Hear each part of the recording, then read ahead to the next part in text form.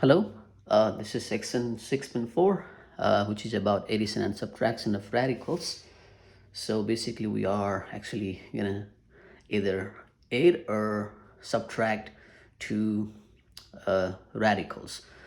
And as we said before, the radicals is in this form, right? In a root form with some index. So the first problem, 4 times square root of 5 minus 2 times square root of 5, which will be, well, this is similar to, let's say, 4x minus 2x. So these two are like terms, right? Because this both has x and x, so that's why we can subtract 4 and 2, which will give 2x.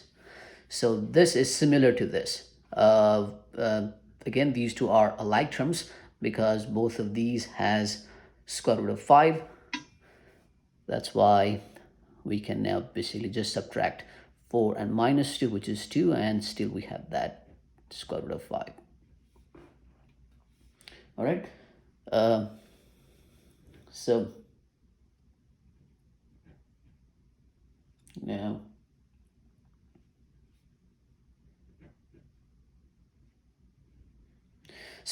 here, like I did here, only time you can combine like these is when if we have like terms. So in this case, we have square root of 5, square root of 5. That's why we can just subtract 4 and 2. But here we don't have like terms because we have the cube root of 4 here and we have cube root of 32, right? So in this case, we need to try to make a like term. So what we can do is let's do something with this. So let's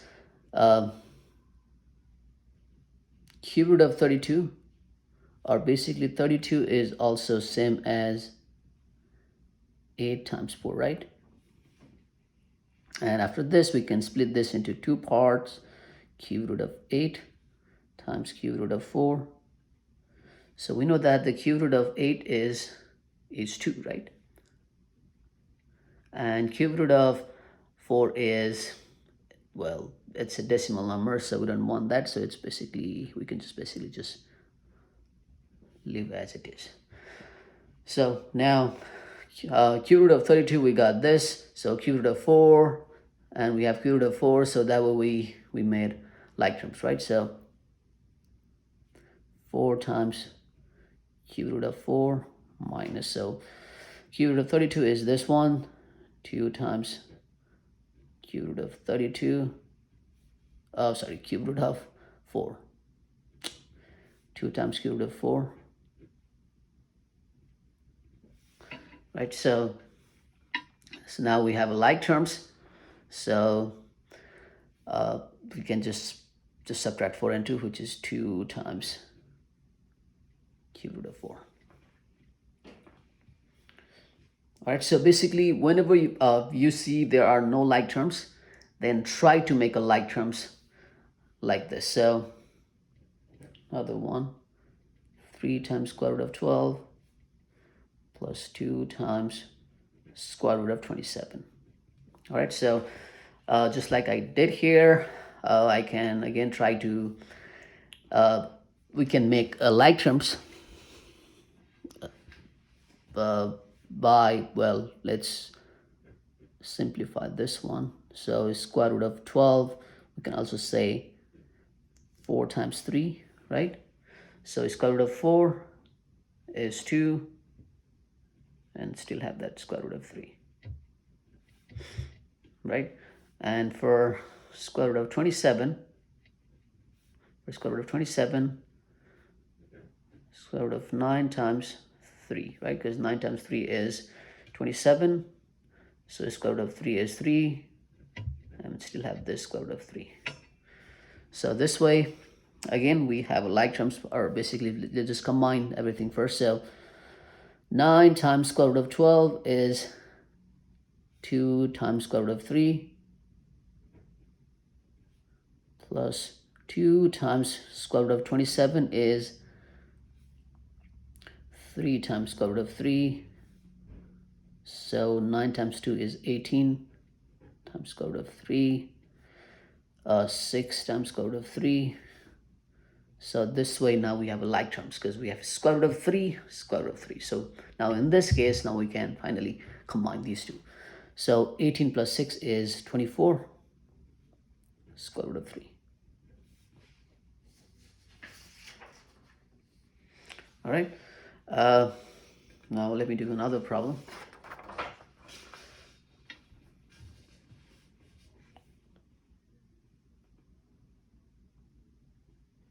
This is number 4.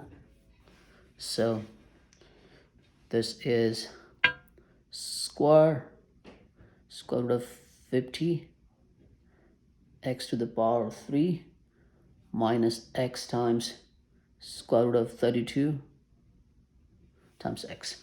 All right. Again, we don't have like terms, so we can try to make like terms. So let's just look at this one first. So 50 times x cubed. Well, 50 is also 25 times 2, right? And the 25 is a perfect square, right? Because the square root of 25 is 5, and x cubed. So now we can split this. Square root of 25 times square root of 2 times square root of x to the power 3. So square root of 25 is 5. Square root of 2. Well, now with this one, we have x to the power 3 and with the square root. So we know that even though we didn't write, there is always 2 here for root. If there is a root, and if there is nothing in the index, it's always 2. So what we can do here, since we have a 2 here, so with this 3, well, we can say x to the power 2 times x to the power 1, or we don't have to write 1. So basically, if we have same base, we can just add power. So 2 plus 1 is 3. So basically, these two are same thing. So 5 times square root of 2. Again, we can split this. Square root of x squared times square root of x. All right, so square root of x squared is, well, since we have 2 here, so to get rid of this root, we write everything that is inside the root and divide the power by the index, right? So, and still have this square root of x. So 5 times square root of 2 times x times square root of x. Now, again, this one is square root of 2. This one is square root of x. So if there is, well, this one has the same index, right? 2 and 2, right? Because the index is 2 and 2. So in this case, we can just basically combine these to a single root. All right. And another one is x times square root of 32 times x. So again, 32, we can say 16 times 2 and still have this x. All right, so now x times, we can split this, square root of 16 times square root of, let's just write this whole thing inside. All right, so square root of 16 is 4, so 4 times x times square root of 2x. So this way now we have like terms, right? Because x times square root of 2x, x times square root of 2x, and when you subtract these two, we'll get the answer, right? Because now square root of 50 times x to the power of 3 is this, so 5x times square root of 2x minus and this thing, right?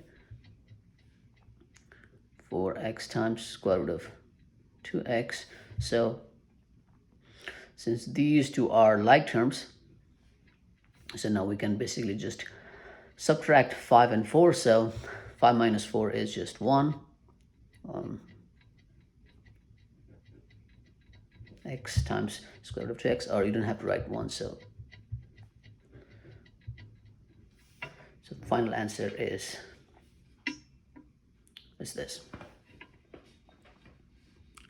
All right. So yeah, that's it for this section. Thank you.